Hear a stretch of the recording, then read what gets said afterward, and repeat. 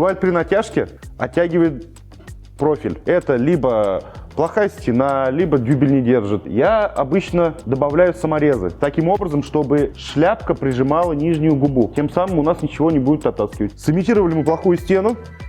У нас как будто бы саморез плохо держит.